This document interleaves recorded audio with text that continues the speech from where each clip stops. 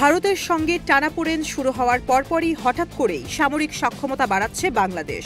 সম্প্রতি কয়েক unit rocket launcher এসেছে বাংলাদেশে, যেগুলো তুরস্কের তৈরি। বেলজিয়াম ভিত্তিক প্রতিরক্ষা বিষয়ক গণমাধ্যম গ্লোবাল ডিফেন্স নিউজ বলছে, বাংলাদেশের কাছে এসেছে 18টিরও বেশি রকেট লঞ্চার, যেখানে রয়েছে TRG-230 আর TRG-300। এর মধ্য দিয়ে বাংলাদেশ আর্টিলারি সক্ষমতায় অনেক এগিয়ে গেল। সিস্টেমটি তৈরি করেছে টার্কির সমরাস্ত্র নির্মাতা প্রতিষ্ঠান রকেস্তান।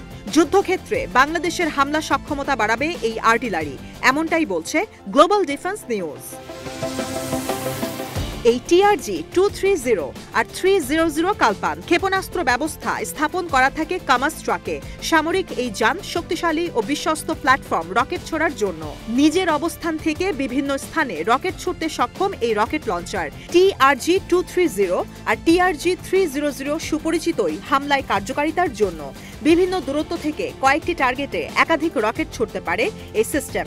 একই সঙ্গে লক্ষ্যবস্তু হতে পারে শত্রুপক্ষের আর্টিলারি কমান্ড সেন্টার আর কৌশলগত সামরিক স্থাপনা।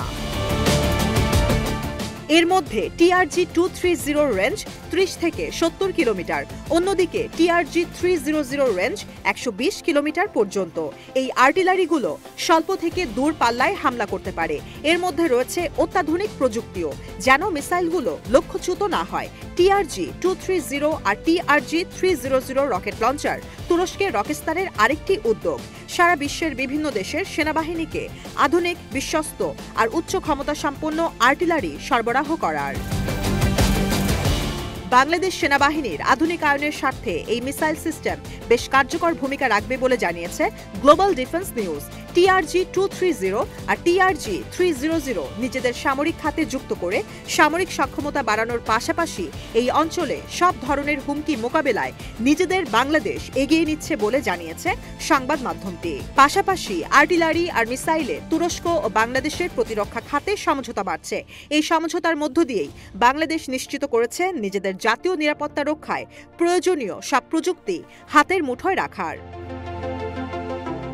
গেল অগাস্টে শেখ হাসিনা ক্ষমতাচ্যুত হয়ে দেশ ছেড়ে পালানোর পর বাংলাদেশের অন্তর্বর্তী সরকারের দায়িত্ব নেন ডক্টর মোহাম্মদ ইউনূস।